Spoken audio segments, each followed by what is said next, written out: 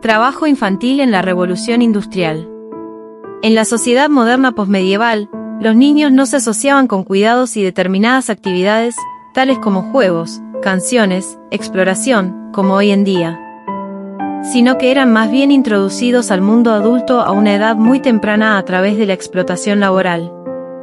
En las sociedades tradicionales, era habitual que los niños de las familias campesinas trabajasen. Los niños contribuían a la economía familiar realizando las tareas de la casa o labores en el campo. La Revolución Industrial transformó el panorama económico y social de Gran Bretaña en los siglos XVIII y XIX. El mundo de la fábrica y el nacimiento del proletariado cambiaron de forma dramática las bases sociales del trabajo. La creciente industrialización de Gran Bretaña produjo la transformación de núcleos de población modestos en grandes centros industriales. Paralelamente, creció el éxodo de las zonas rurales a las ciudades a partir del siglo XVIII. Las familias aceptaban trabajos en fábricas textiles o en las minas de las que se extraía el carbón, tan necesario para alimentar la maquinaria del capitalismo, ya que el vapor era la fuerza que alimentaba las industrias victorianas y el carbón, su combustible. En este contexto de expansión, los niños también eran fuerza de trabajo que se podía rentabilizar. Tenían la posibilidad de iniciarse como aprendices en talleres o en las casas que requerían personal doméstico. Los más pequeños se empleaban en tareas sencillas que no requerían especialización alguna o en aquellas en las que el tamaño de los infantes y su agilidad podían resultar útiles. Pero con frecuencia, estas actividades resultaban peligrosas. Trabajaban sin medidas de seguridad, por lo que las caídas, los golpes e incluso las mutilaciones eran muy frecuentes. El auge industrial se basó en el trabajo mal remunerado de mujeres y niños, lo que permitió a las fábricas británicas ser competitivas en un mercado cada vez más globalizado. En 1845, el 43% de los trabajadores en fábricas de textiles de algodón eran menores de 18 años y en otras industrias esta cifra era sustancialmente mayor.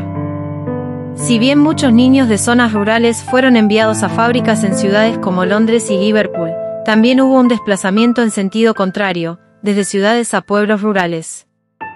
Algunos niños iniciaban su trabajo de aprendices desde los 7 años, aunque la mayoría llegaba a las fábricas entre los 10 y 13 años. Allí permanecían vinculados a su lugar de empleo hasta los 21 años, en el caso de los varones, o hasta el matrimonio, en el caso de las niñas.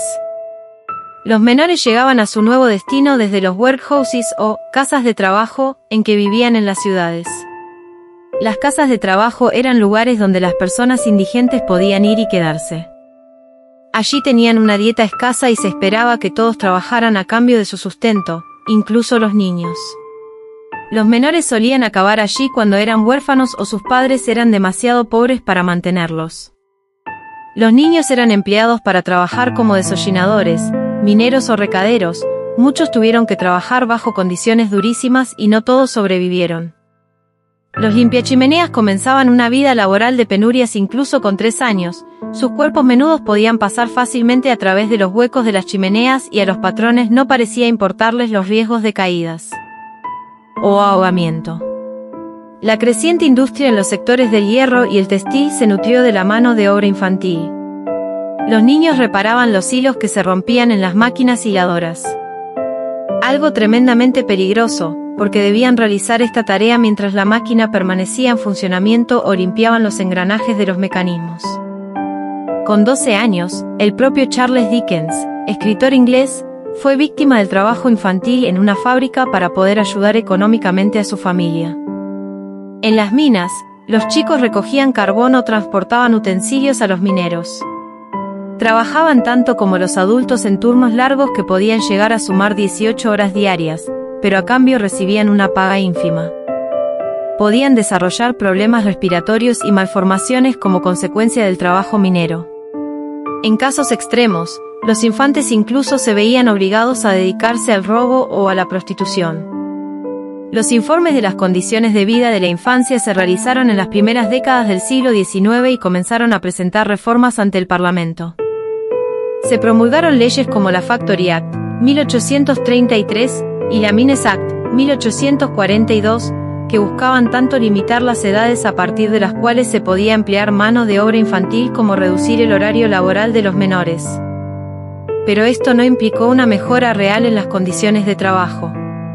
Con la Factory Act, 1878, se prohibió la contratación de niños menores de 10 años, y también se introdujeron mejoras en la escolarización. La obligatoriedad de la educación hasta los 12 años contribuyó a reducir el volumen de mano de obra infantil. Aunque instituciones como la Sociedad para la Prevención de la Crueldad hacia los Niños, fundada en Gran Bretaña en 1884 por Thomas Agnew, buscaban resguardar a los más frágiles. Lo cierto es que la persistencia de la falta de protección y la restricción de derechos siguió exponiendo a los niños al abandono, la vida en la calle o la muerte. Con frecuencia, los huérfanos se recogían para ser explotados, y eran víctimas de violencia y castigos físicos que debían soportar para asegurarse la supervivencia. Toda esa cantidad de trabajo afectó agresivamente la salud de los niños. Los inspectores escolares notaron que tenían la espalda torcida, mala vista, cansancio y debilidad. En 1905, un sacerdote escribió acerca de la vida de estos pequeños, cuya sobrecarga de trabajo los llevaba a estar cansados, somnolientos, mental y físicamente debilitados. Esto provocaba que estén dispersos, distraídos y sin mostrar ningún interés. La explotación de los hijos era sistemática, pero no se hacía por malicia o ignorancia. Debido a los bajos salarios, las familias a menudo dependían de ingresos adicionales. Además, el hijo de una familia de obreros, artesanos o campesinos tenía una posición completamente diferente a lo que hoy conocemos. Para los padres, el menor seguía siendo principalmente una ayuda en las labores de la familia. Los empresarios encontraron esto conveniente. Con este argumento económico, muchos ciudadanos liberales defendieron el trabajo infantil.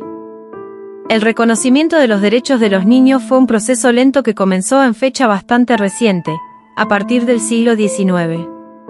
No es casualidad que los primeros debates sobre el tema se diesen en coincidencia con el auge de la industrialización, pues, fue la revolución industrial una de las principales causas de la explotación sistemática del trabajo infantil. En 1867, el diputado Wilhelm Schuss presentó la primera propuesta para una ley sobre el trabajo obrero a escala nacional. Él era conocido por su dedicación a los socialmente desfavorecidos. Considerado entonces como una figura solitaria, en una época en la que tales cuestiones provocaban desaprobación, hoy se mira como un político visionario. Cuando Schuss presentó su iniciativa, algunas zonas ya contaban con leyes que regulaban el trabajo en las fábricas, incluido el de los niños. Sin embargo, a menudo eran demasiado laxos y sus normas resultaban divergentes. Se requirió mucho tiempo para que la idea de Schuss tomara firmeza.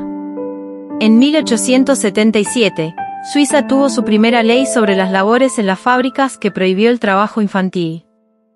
Esta primera ley laboral nacional fue una de las más estrictas del mundo. El ministro socialdemócrata Hans-Peter Tschudi lo calificó de logro pionero a escala internacional. Si este vídeo te pareció interesante, no olvides darle me gusta y suscribirte al canal.